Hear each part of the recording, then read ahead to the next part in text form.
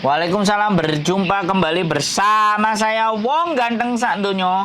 Mohon untuk tidak disebutkan nama dan identitas siapapun karena ini akan saya masukkan dalam konten YouTube saya. Bagaimana, Mbak?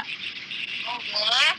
Itu Mas yang tadi pas aku tanya itu loh Mas, kan posisinya itu kan apa namanya overstay gitu kan. Nah, Nah itu terus? kalau misalkan untuk proses nikah itu harus gimana gitu? Oke. Jadi kalau saya boleh saran, sebenarnya menikah itu hak setiap manusia dan bebas, ya. Oke. Tapi karena posisi status sampean overstay, saya kalau boleh saran, sampean menyerahkan diri dan pulang ke Indonesia. Oh, harus pulang dulu Mas? Sebentar, saya tak ngomong Oh, dulu. oke oke oke Heeh. oke oke. Jadi, kalau saya boleh saran, jadi sampean pas menyerahkan diri diantar sama suaminya, calon suaminya. Oke. Suaminya Oke. yang ngomong, kenapa anak ini overstay bla bla bla bla bla bla bla bla bla. Sampaikan alasannya. Jadi suami sampean yang ngomong, saya yang menyuruh overstay.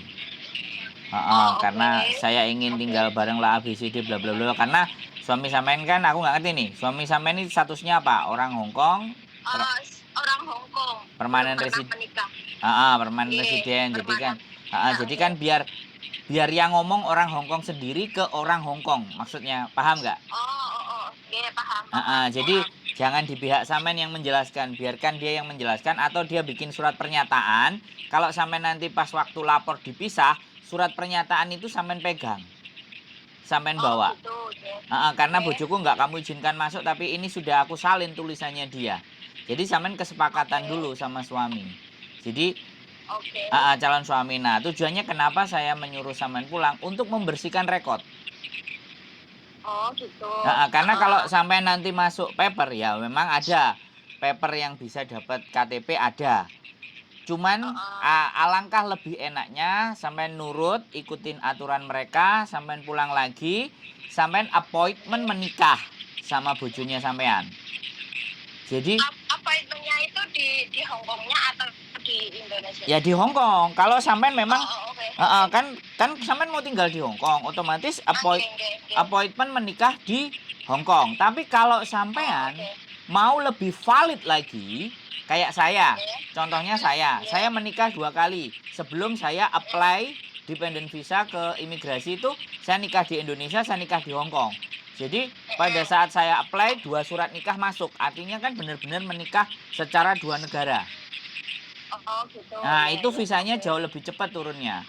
Nah, sampean diskusi sama rundingan sama suami. Jadi data-data sampean, sampean kompletin, sampean lengkapi, syarat untuk menikah juga sampean lengkapi, baru setelah sampean menyerahkan, terus ibaratnya habis menyerahkan bagaimana laporannya seperti apa? Karena sampean belum punya data kan, mending sampean pulang ke Indonesia. Kalau sampean pulang ke Indonesia kan data yang digunakan data Indonesia. Bukan Lah, data. lah itu misalkan misalkan pulang ke Indonesia itu waktu jangka waktunya itu bisa lama atau itu apa belum belum tahu itu tergantung tergantung imigrasi. Ya tergantung imigrasi. Jadi kan kayak gini nih artinya.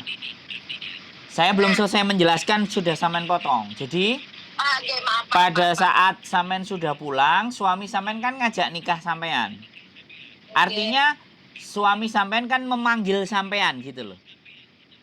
oke, Untuk diajak menikah di Hong Kong.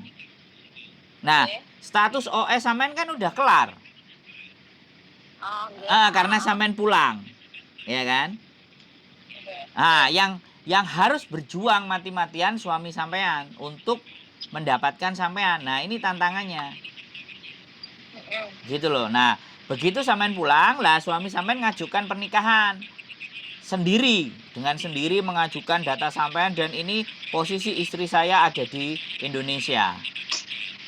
Otomatis lembaga nikah oke, kamu mau nikahnya kapan? Pasanganmu ini didata, blek blek blek blek blek blek selesai. Kamu minta tanggal berapa? Terus habis itu kan ada itu tanggal undangannya.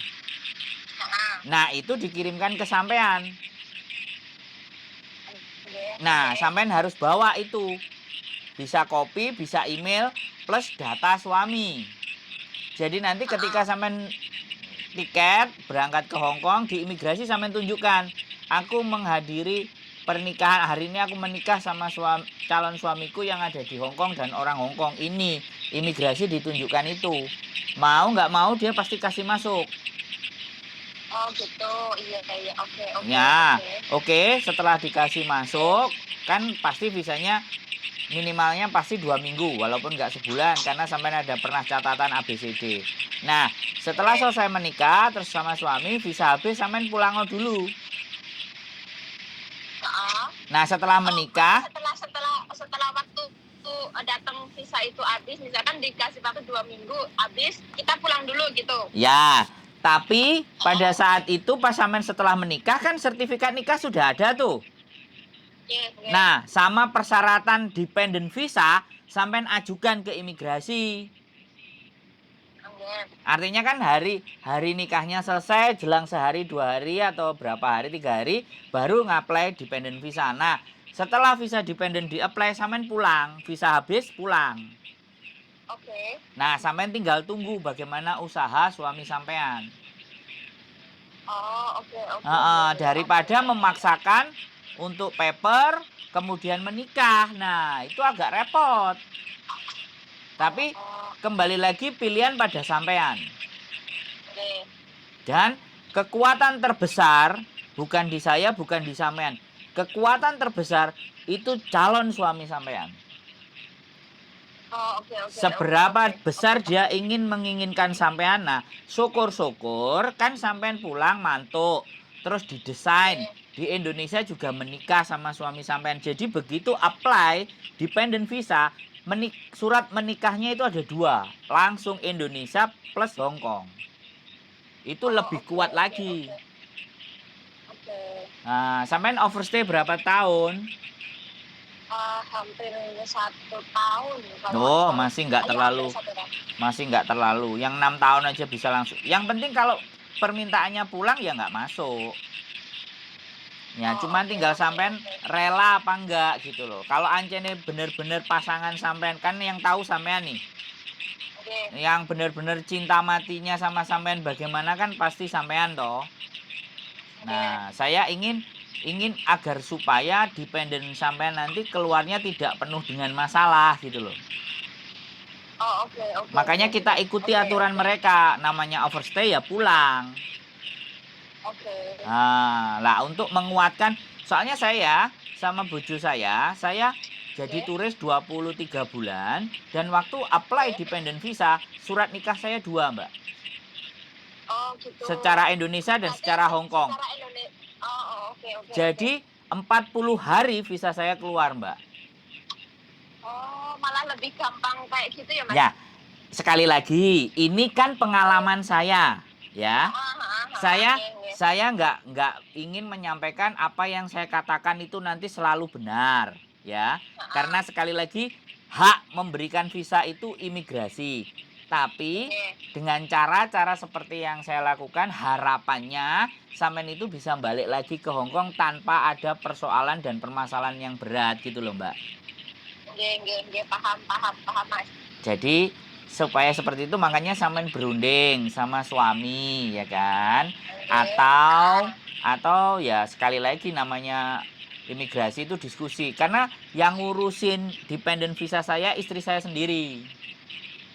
Gitu, iya. Oke. Jadi dia ngurusin sendiri, terus surat dependen itu visanya oke. Kemarin itu kendala saya cuma satu, istri saya kos-kosan yang sharing. Jadi kos-kosan sharing itu makanya 40 hari keluarnya, harusnya 30 hari atau 2 minggu atau itu sebenarnya bisa keluar karena posisi saya juga tidak di Hong Kong. Makanya visa itu cepat turun kalau posisi kita tidak di Hong Kong. Malah kalau posisinya tidak di Hong Kong itu malah cepat turun, Pak? Ya, tapi tergantung. Kan saya nggak ngerti latar belakang. Kalau situasinya normal, kita tidak pernah melanggar hukum, ya itu bisa jadi alasan. Tapi kalau kita pernah ada kasus mencuri, nyolong, atau apapun, nah itu kan beda persoalan gitu loh, Mbak. Jadi ketika kita di Indonesia, kecuali kondisi-kondisi tertentu kayak kemarin itu hamil. melahirkan. Nah ini aja saya ngurusin 3 orang hamil, Mbak.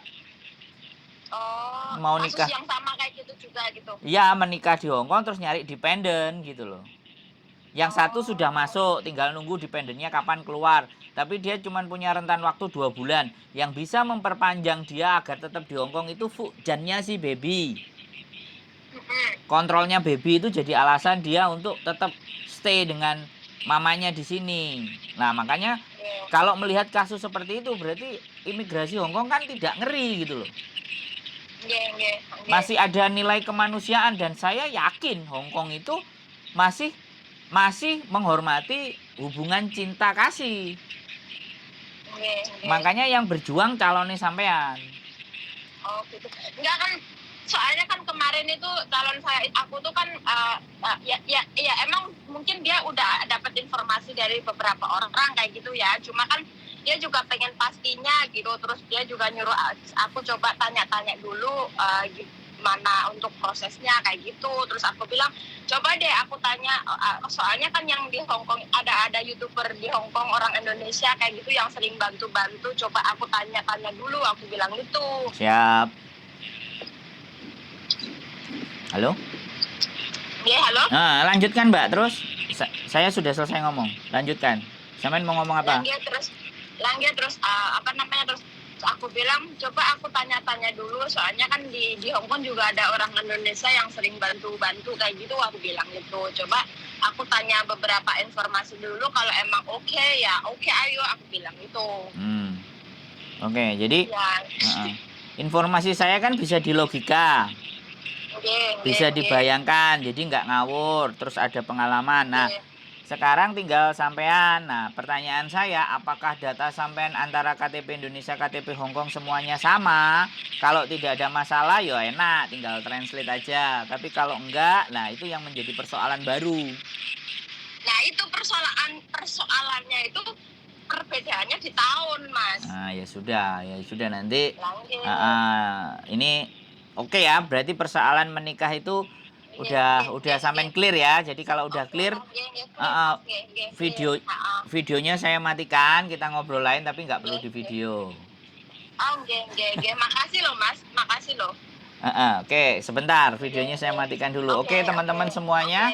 Oke, teman-teman semuanya. Jadi sudah clear, sudah jawabannya jelas. Mudah-mudahan bisa membantu siapapun kalian yang ada di sana yang ada persoalan. Ya sekali lagi, kata-kata saya, pengalaman saya, experience saya itu belum tentu benar. Tapi setidaknya apa yang saya sampaikan itu bisa kalian nalar, bisa kalian logika, dan bisa kalian ambil sesuatu yang bisa nilai kebaikannya. Oke, gitu aja dari saya. Keep stay tune my YouTube channel. Oke.